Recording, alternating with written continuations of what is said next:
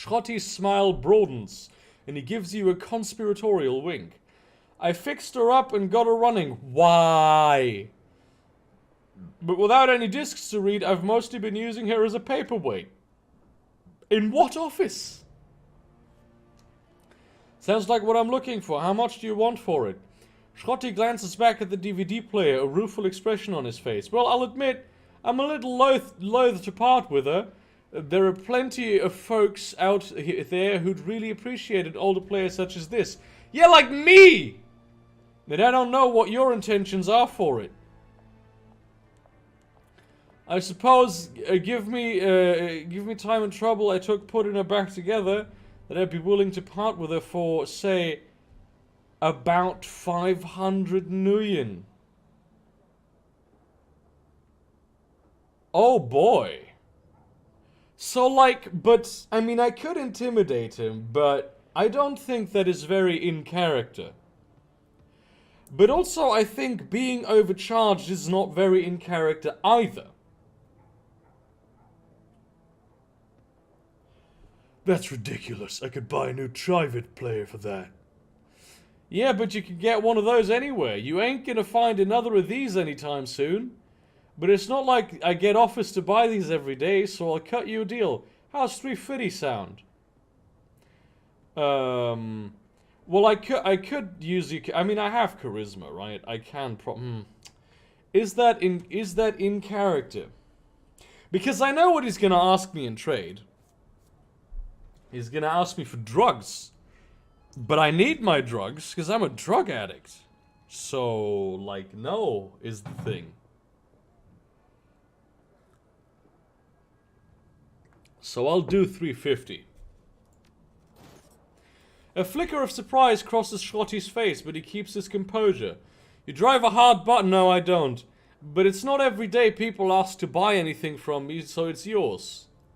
He swipes an ancient device from the table and presses it into your hands. The plastic is scuffed and worn, and it rattles a bit when you move it. That's not the sound it's supposed to make.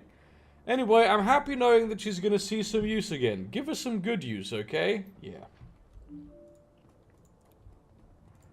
I will buy off the thing now.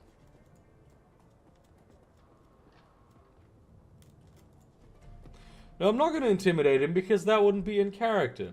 Welcome back, blah blah. I need outfits. See, this is good because it gives me plus 5 HP and I can use HP, man. I really could. Plus it kind of looks cool, which is a rarity, let's be honest. Yeet. Return to Paul with the goods.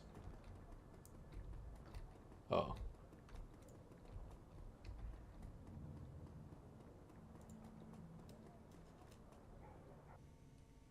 Actually, I'm gonna go to the cafe. Because I can. Maybe they have booze there.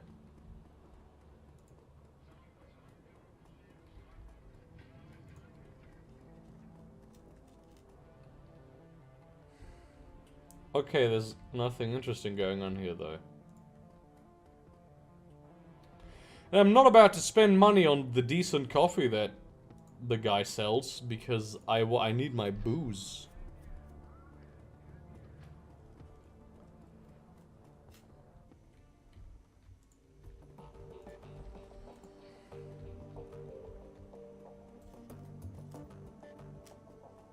Oh boy, everyone is gathered here.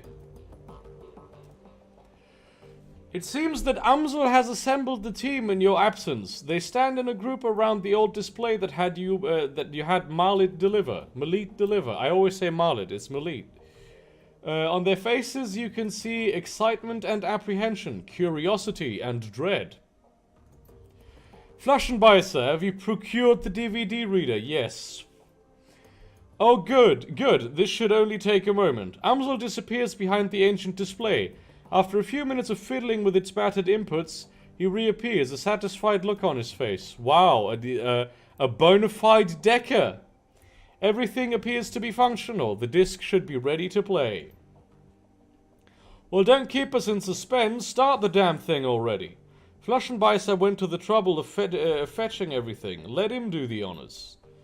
Amsel steps back, clearing a path for you to access the antique machine.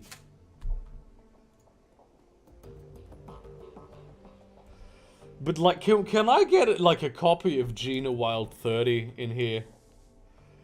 A soft whirring sound fills the air as the ancient DVD player spins the disc up to speed. The scratched LCD display comes to life, and a menu fills the screen. Play track 1. The screen goes black, and a cheerful digital chiming sound spills out of the display speakers. A crackle of static fills the air, coupled with a shrill electronic whine. After a few moments, the display goes live and a disheveled-looking man appears on the screen.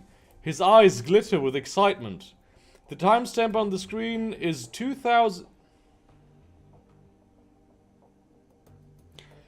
Why is this an American date format?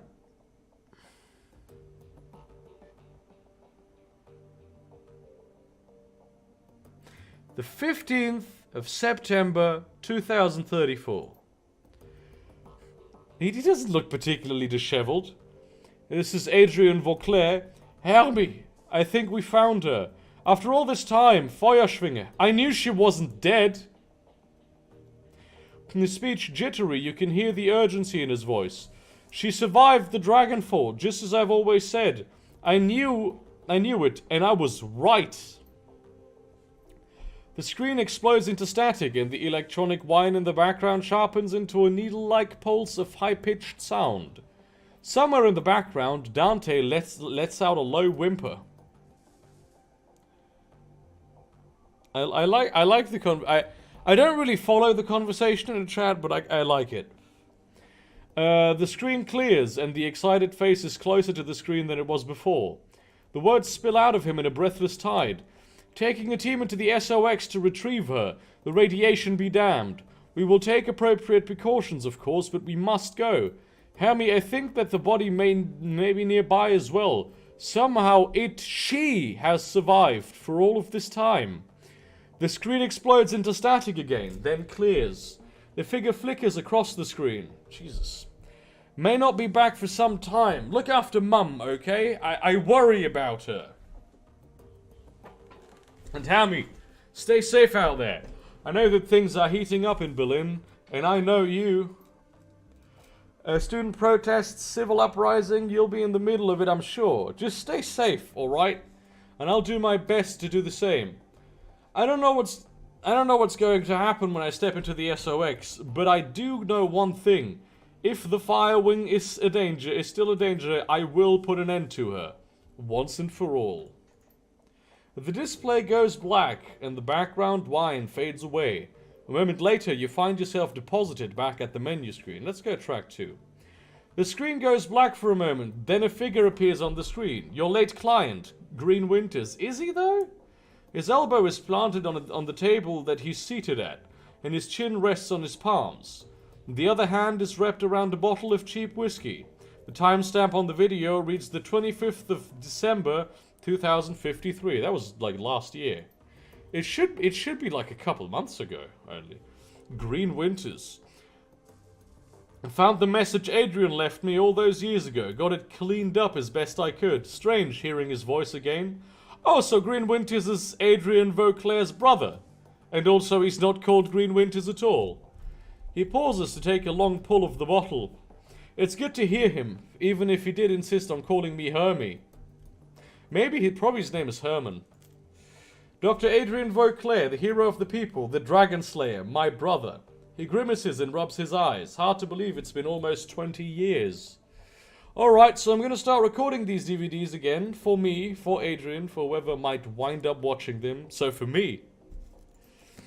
Every time I do this, it winds up feeling like a waste of time, but I keep doing it anyway, on the off chance that I'll find something important. If I stumble into the clue that leads me to my brother, I know that I'm gonna want it on film. I've been doing this for almost 20 years now, after all. No sense in quitting now. Well, you could have gone for, like, any sort of format that isn't DVDs, though.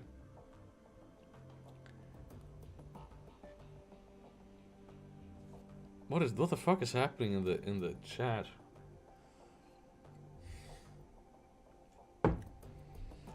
I know about Nekos.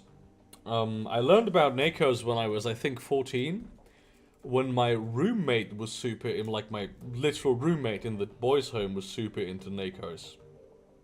It was a strange time. Christ, 20 years, all this time, and still no leads. Even with all of my contacts and my resources, it takes another long swallow of cheap liquor. Even with my legendary bullheadedness, I've made no progress at all. I haven't turned up a single goddamned thing. Maybe you shouldn't be bad. Want to hear something funny? No, actually, I'm not here for comedy. The closest I've gotten to a clue was a rumor. Apparently a team emerged from the SOX a while back. Nobody's clear on the date, and get this. He leans into the camera and gives a conspiratorial wink. Supposedly, they vanished without a trace.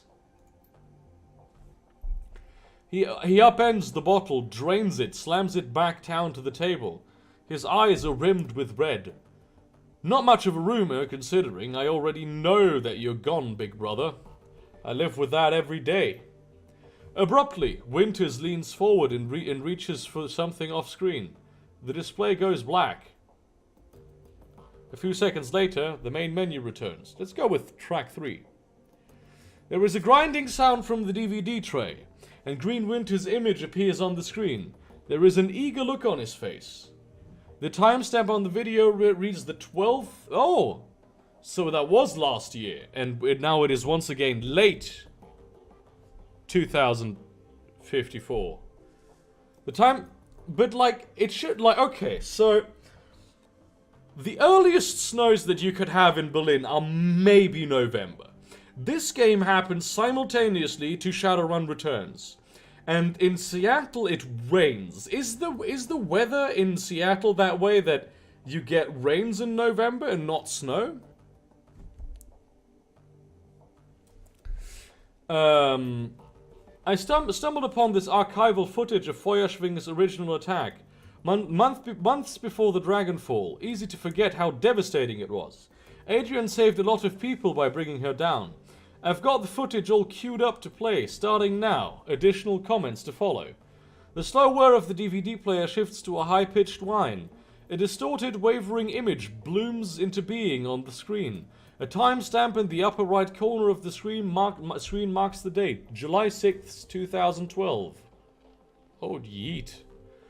It's difficult to make out what you're seeing at first. The scene is dark and smoky, and the telltale flashes of emergency vehicle lights flicker on the periphery of the screen.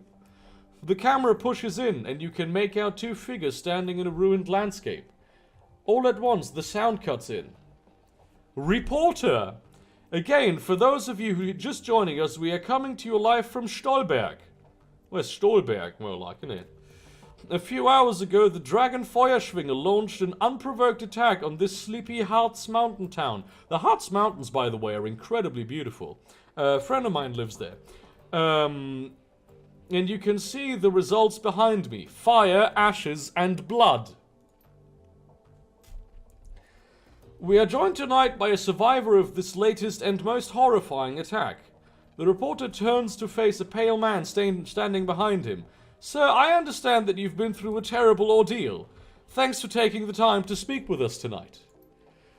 Survivor, holy shit! He looks like he's on all the drugs. The camera switches focus to a middle-aged man. He looks barely 30. With a haunted look in his eyes, he stammers out a reply. Yes, of course. You could at least, like, put some shit on your wounds, man. If you could, sir, could you please tell the people at home about your experience of the attack? If you could, sir, could you please just immediately relive this extremely traumatic event? It was horrible. Just pure chaos. So many people are dead. People I knew, roasted alive or trampled to death trying to escape. My own house was burned to the ground during the attack. My family. I have nothing now. You all made it through the attack, though. Your wife, your kid. He just said that he didn't. Yeah, we all made it there. Oh, Jesus Christ. You really have some issues with your head, boy. We rode out the attack in a smaller shelter. Me, my wife, and our 2 daughters. The shelter, it protected us, but the heat was just unbearable. We couldn't have stayed in there much longer than we did. How long were you holed up in there? 3, maybe 4 hours. Ah, come on. 3, maybe 4 hours. What the fuck? Like, I have ancestors, and friends of mine have ancestors who stayed in these tiny shelters with 15 people for weeks when fucking Germany was being bombed by the Allies. We just stayed inside until the heat died down and the screaming stopped. And what happened after that? When it was over, you know, when the air cooled down, the reporter nods and the man continues. We stepped outside. Riveting! There was nothing left, just smouldering wreckage, and this dense cloud of black, oily smoke. And the stench in the air. God, that smell. It smelled like roasting meat. Jesus, I'm kind of hungry now. I love how there's still fire all around them too, while he's conducting this interview. Like, they're standing in the middle of Inferno. Yeah, and you had this very, like, literally this town just burned down, and you almost lost your entire family, and you are still hurt and should actually be right now in medical care, but please do tell me about your experiences. There is a long pause from the tortured look on his face. You can tell that the man is struggling to decide whether or not to continue speaking. Eventually, he does. My girls, they found what was left of their nanny outside. Her body, what was left of it, was slumped against the shelter door. I keep telling myself that I couldn't hear her pounding to get in. But that isn't true. I could! Wait to admit that shit on national television, you absolute monster! I just couldn't bring myself to open that door. I couldn't risk my family like that. Not for her, not for anyone. Thank you, sir, for taking the time to speak with us. Yeah! You heard it here, an absolutely chilling account of a literal sociopath. Again, the town of Stolberg has been reduced to ash. Another victim of the fire wing. Stay with us for more up-to-the-minute reporting on Feuerschwinger's Reign of Terror. I would like to find out where Stolberg is because I think it's in the Ruhrpott. And the situation with the Ruhrpott is that it is literally completely undermined with coal. So if Feuerschwinger was around those parts, probably she burned quite a lot of that. Green Winter's face reappears on the screen. Okay, it's time for a new approach. Adrian's a complete dead end. That much is pretty clear by now. So what are you even looking for? So I'm gonna do some digging on Feuerschwinger instead. Let's see where this goes. A DVD player ramps up to speed, filling the air with a shrill whining sound. Green Winter's image appears on the screen. The timestamp on the video reads 31st of October in 54. Well, that was a bust. Little progress on Feuerschwinger either. He shakes his head. I don't know, it's weird. The information is there, it's just wrong somehow. It's too well laid out, too simple. Real life is messy, and this just feels a little too neat. You're right to be suspicious there. Have you noticed your nervous tick? I have all of the nervous ticks, man. I am basically the Slavoj Žižek of internet. That's not the only thing that's nagging at me. I'm getting a tingly feeling up and down the back of my neck again, and it feels like I'm being tracked. I'm no Matrix hotshot like Clockwork or Schaefer, but I'm good enough to know when someone's on my scent. Gotta install some new security measures. Can't be too careful. Winter's image disappears, the display goes black. A few seconds later, blah blah, the main menu. Track 5. The display goes blank for a moment. And then the face of Green Winters winks onto the screen. He is seated at a computer. Off to his left, an enormous monitor fills the screen. His voice carries an edge of panic. The timestamp on the video reads 9 days before after the last one. Holy shit, have you taken a shower, maybe?